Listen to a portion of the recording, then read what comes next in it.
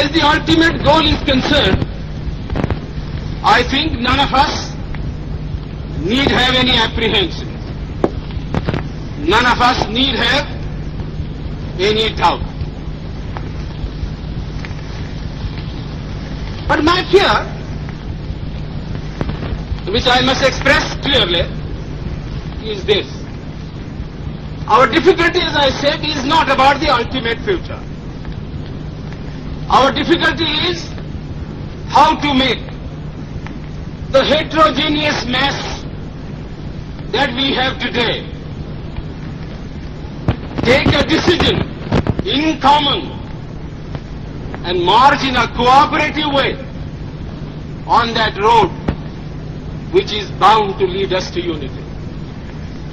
Our difficulty is not with regard to the ultimate. Our difficulty is with regard to the beginning. Mr. Chairman, therefore, I should have thought that in order to make a start, in order to induce every party, every section in this country, it would be an act of greatest statesmanship for the majority party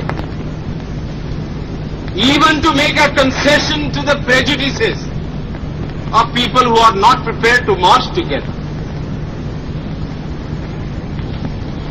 And it is for that I propose to make this appeal. Let us leave aside slogans. Let us leave aside words which frighten people. Let us even make concession to the prejudices of our opponents. Bring them in so that they may willingly join with us on marching upon that road, which, as I said, if we walk long enough, must necessarily lead us to unity. And if I therefore, from this place, support Dr. Jaikar's amendment, it is because I want all of us to realize that whether we are right or wrong, whether the position that we take is consonance with our legal rights, whether that accords with the statement of May 16th or December 16th, leave all that aside. This is too big a question to be reduced to the position of mere legality. It is not a legal question. I say leave aside all these considerations and make some attempt whereby those who are not prepared to come will come. Let us make it possible for them to come. That is my opinion. In the course of the debate that took place, there were two questions which were raised, and which struck me so well that I took the trouble of taking them down on a note paper. The one question was, it was asked, I think, by my friend, the Prime Minister of Bihar, who spoke yesterday in this assembly. He said, how can this resolution prevent the League from coming into the Constituent Assembly?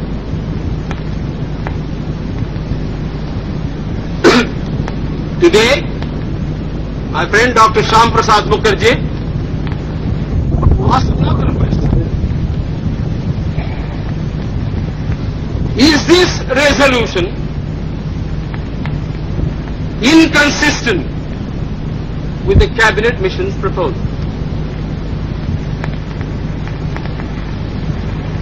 Now, sir, I think they were very important questions.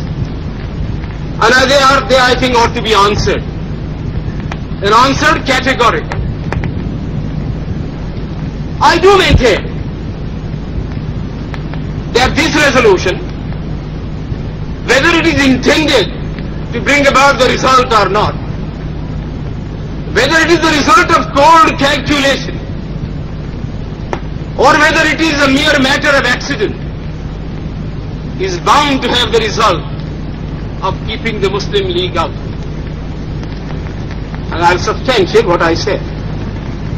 Sir, I invite your attention to paragraph 3 in the resolution, which I think is very significant and very important.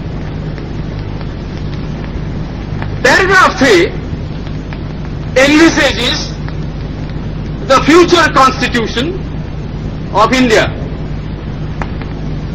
I do not know what is the intention of the mover of the resolution, but I take it that it is a sort of, after this resolution is passed, it will act as a sort of a directive to the Constituent Assembly to frame the Constitution in terms of paragraph 3 of the resolution. What does paragraph 3 speak of? Paragraph 3 says that in this country there shall be two different sets of polity. One at the bottom, the autonomous provinces or the states, or such other areas as care to join the United India. These autonomous units will have full powers. They will have also residuary powers. At the top and over the provincial units, there will be a union government having certain subjects for legislation, for execution and for administration. So as I read this part of the resolution, I do not find any reference to the idea of grouping an intermediary structure between the union on the one hand and the provinces on the other.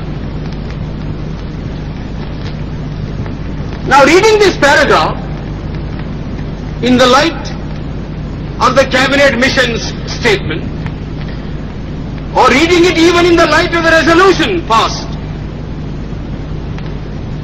having said that we do not want a strong center, and having accepted that there must be or should be an intermediate polity, a sub-federation between the union government and the provinces, I like to know why there is no reference in paragraph 3 to the idea of grouping. I quite understand that the Congress Party, the Muslim League and His Majesty's government is not ad idem on the interpretation of that particular idea about grouping. But I always thought, and I will be prepared to stand corrected if it's shown that I am wrong, that at least it was agreed by the Congress Party that if the provinces who are to be within the different groups consent to form a union or a sub-federation, the Congress would have no objection to that proposal. I believe I am correct in interpreting the mind of the Congress Party. So the question that I ask is this: why did not the mover of this resolution make reference to the idea of having a union of the provinces or a group of provinces on the terms on which he and his party was prepared to accept?